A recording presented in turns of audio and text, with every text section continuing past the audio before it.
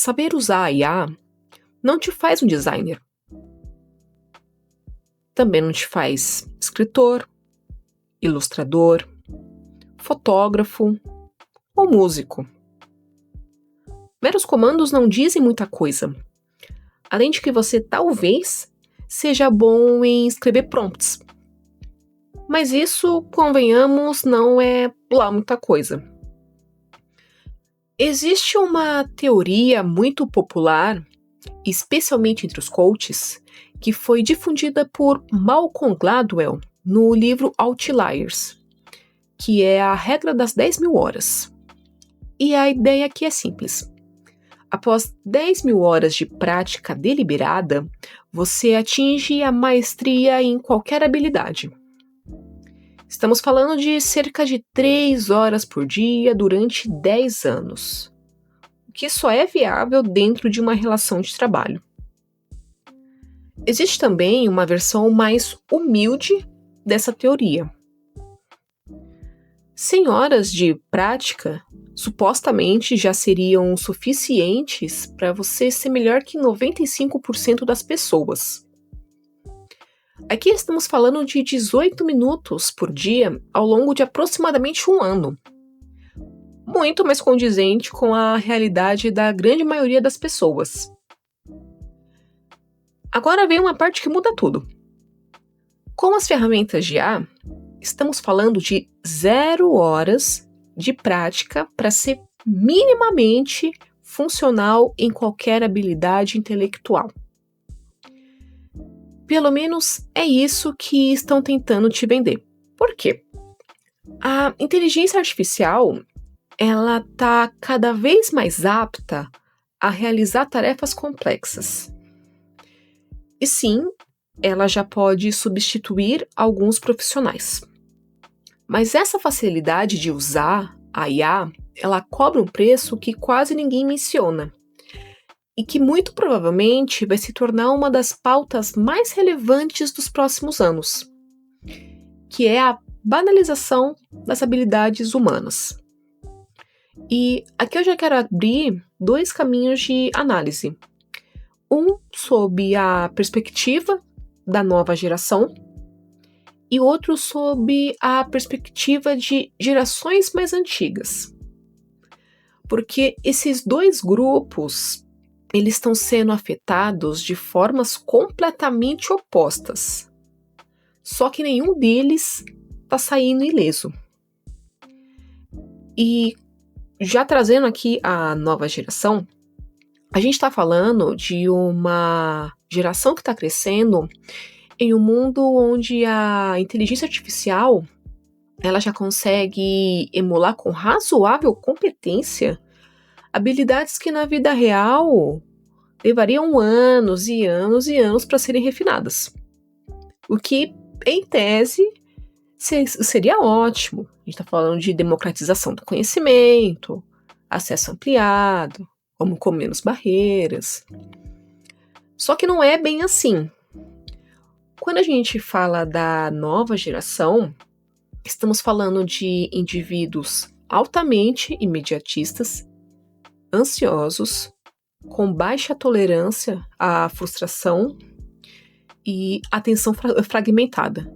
E eu não tô querendo ser a tia chata não, tá? A construção de qualquer habilidade que exija tempo e esforço, se antes já era difícil, com a IA disponível a um clique, um desbloqueio de tela, ela simplesmente deixou de ser considerada. E aqui a gente está com um problema central, porque ao delegar tudo para a IA, você perde o processo, você perde a trajetória, você perde os erros que ensinam, você perde as experiências que só existem quando você se força a fazer algo difícil. E é exatamente esse conjunto de experiências que constrói quem você é. Tanto que obras de quem apenas usa a IA, ela não carrega o mesmo peso de quem desenvolveu uma habilidade real, porque não tem esforço embutido nela. E o esforço é parte do que dá valor a qualquer coisa. Não por acaso, os Estados Unidos já decidiram que obras geradas por inteligência artificial não possuem direitos autorais.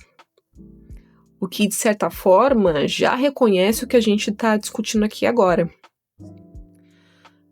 Além de tudo isso, tem mais um detalhe que é quase sempre ignorado. Você até pode saber o que pedir para a inteligência artificial, mas não necessariamente você sabe identificar o erro dela, porque a IA, ela alucina. E se você não tiver o senso crítico necessário para avaliar o que ela gerou, qualquer coisa pode parecer verdade. E trazendo agora para as gerações antigas, aqui o probleminha ele é um pouquinho diferente. E um pouquinho pior, um pouquinho mais dolorido. Porque por muito tempo, a lógica profissional para a geração antiga, que é a minha no caso, ela era simples. Você seguia o que você tinha aptidão. Quem desenhava bem ia para o design, publicidade, arquitetura. Quem era bom em matemática seguia com engenharia, física, finanças. E a maior ameaça aqui era você acabar escolhendo errado e parar em uma área que não tivesse nada a ver com você. Porque desenvolver uma habilidade nova, ela já é difícil. Desenvolver uma que você não gosta é insuportável. Mas, mesmo nesse caminho tortuoso, essa superação, ela traz algo que não tem equivalência, que é a realização pessoal. Abraham Maslow, que é o criador da pirâmide de Maslow, colocou a autorrealização no topo da pirâmide das necessidades humanas. E isso não é um capricho filosófico. É a afirmação de que existe algo em nós que precisa sentir que crescemos, que construímos alguma coisa, que nos tornamos mais do que éramos antes. E quando a IA consegue, em questão de segundos, realizar o que uma pessoa levou anos para aprender a fazer com maestria, ela não está sendo só eficiente. Ela está dizendo, implicitamente, que toda aquela trajetória já não importa tanto assim. Já não vale mais de muita coisa. E isso não é uma crise de mercado. É uma crise de identidade. Isso é uma quebra direta na construção do eu.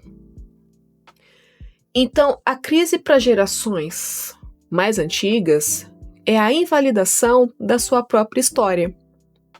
Já essa crise, para as gerações mais jovens, é a ausência de uma história.